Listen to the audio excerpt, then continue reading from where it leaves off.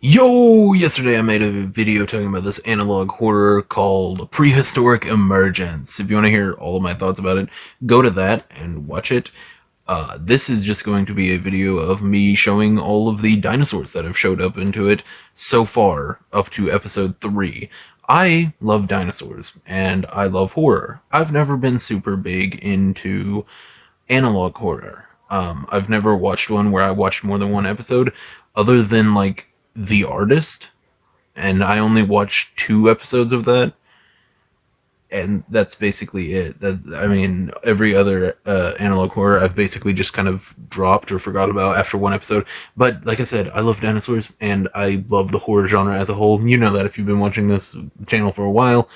But yeah, and I don't know. This is just a mixture of both, and it's awesome. And it's like a weird science fiction thing too, and that's awesome. This is just really cool. Go watch it. I'm gonna put the YouTube channel in the description of this video. Obviously, I'm talking about it. Why wouldn't I?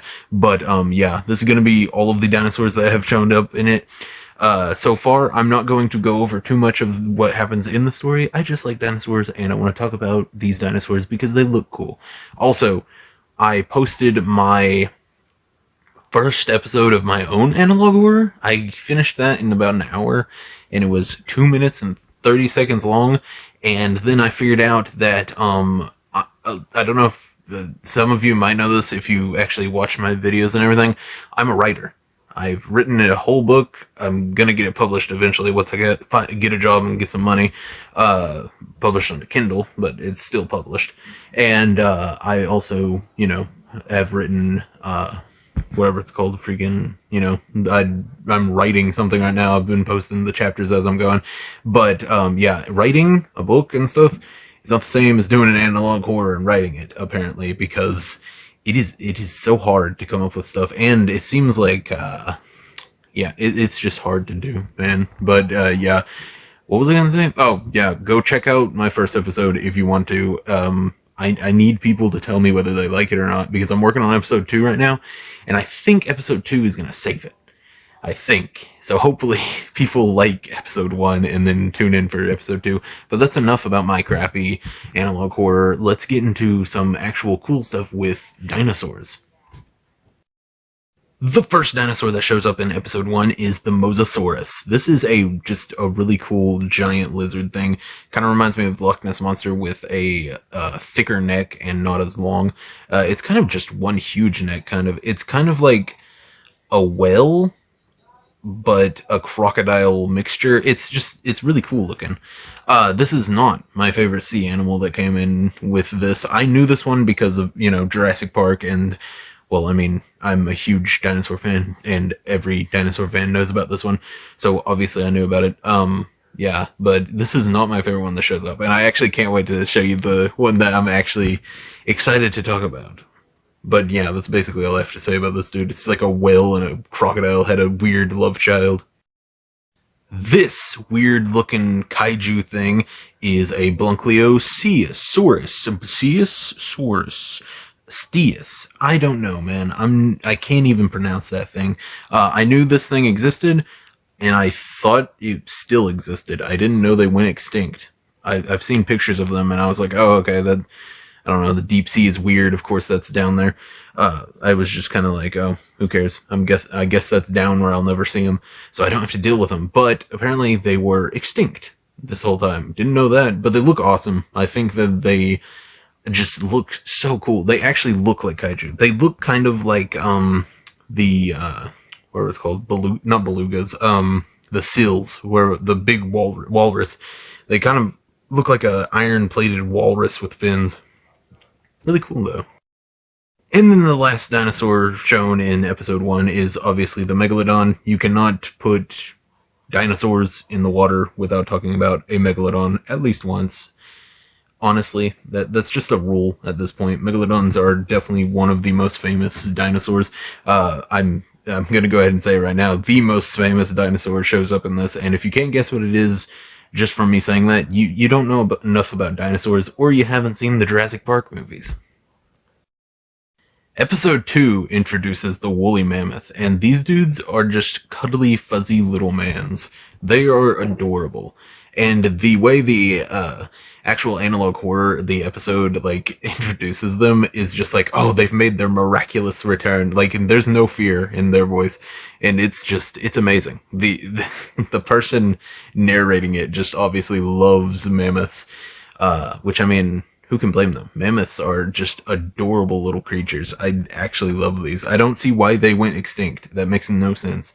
Global warming is stupid. Like, come on. We still got Antarctica. Maybe there's some in there. We could bring them back. I'm sure we could bring them back. They're the only ones that have people purposely trying to bring them back with science. So I mean, maybe one day we'll see one in real life and I can ride it and pet it.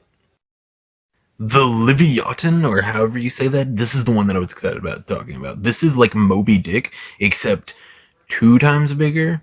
I don't want to say too much bigger, because Moby Dick in the book is actually just a massive whale, but I'm pretty sure this one would be at least 2 times bigger. These are insane. They were like Megalodon's arch enemies. They have massive teeth. I think their teeth gets bigger than a Megalodon's teeth, if I'm not mistaken, and I'm fairly certain they have them beat in weight. Like it by looking at the bones and everything, I'm pretty sure archaeologists have said that they just beat them in weight, which I mean makes sense. They're whales. Megalodons are sharks. No matter, like, if they're around the same size, whales should be bigger because it's, you know, blubber and I don't know, man. They're whales. But yeah, these things are freaking awesome, and I don't know. I'm rooting for them. I hope they beat all of the Megalodons and then take over the world. And then we have my personal favorite part in the episode, all the episodes that have come out so far from 1 to 3. I think that the part where the dude is just like, oh, Titanoboas are, you know, just stay out of the water and you'll be fine. They're aquatic, they dwell in the water, and they eat crocodiles. They're fine. Just don't go near the water. And I was like, oh, okay. That doesn't seem like it would really mess up anything too bad, you know. It's just like, oh, you know, just stay out of the water. Kind of sucks for anyone that needs to go there for fresh water or anything like that, but you can still survive. But then, they say that the Visuki indicus is in the same area. This is a land-dwelling snake. So, stay off of the land and off of the water. It's fine. I'm sure you'll find a way to survive, even though, you know, you're kind of landlocked as is, unless you evolve gills. But then you'll have to deal with the Titanoboa. Yeah. This is also a part in the episodes where they go into actual mythology and stuff, and I thought that was really cool. I'm super into mythology. They talked about how the Indian god, I think it was Shiva, but I might be misremembering because the statue in the actual analog horror looked like Shiva, and Shiva is like my favorite like Indian god of all time. Like, she's really cool. I like her. But yeah, I can't remember. I think it was Shiva. But yeah, it might have been. I wonder if their name was Visuki. That would make sense. But yeah, they went into mythology, and I thought that was really cool. But yeah, it would suck to live there because you know, aquatic and land-dwelling massive prehistoric snakes. Now we have the creepiest little things called Quetzalcoatlus. These are the worst pterodactyl-looking things ever. I hate them. I do not like birds, and I think things with feathers are creepy, and this thing has, like, little feather hairs, and it's nasty looking, and I hate it.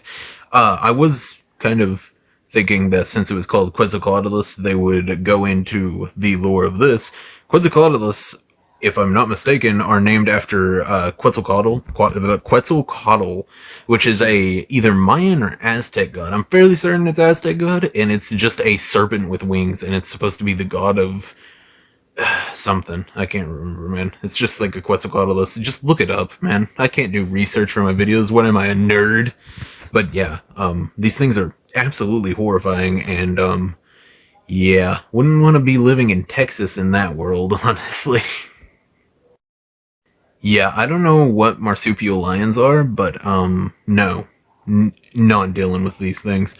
I was watching a video, just on YouTube Shorts the other day, and it was talking about how a saber-toothed lion, like, they found a skull of a caveman with a actual saber-toothed lion indents in its head, like he had been drug up a tree by one.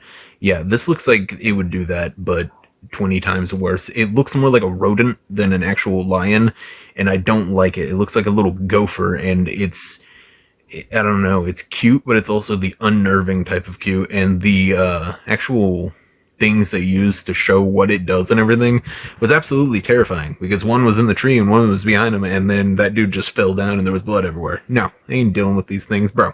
Look at this thing. Those buck teeth, they look like they are made to either take down a tree or take off my arm, and I do not want either to be done near me.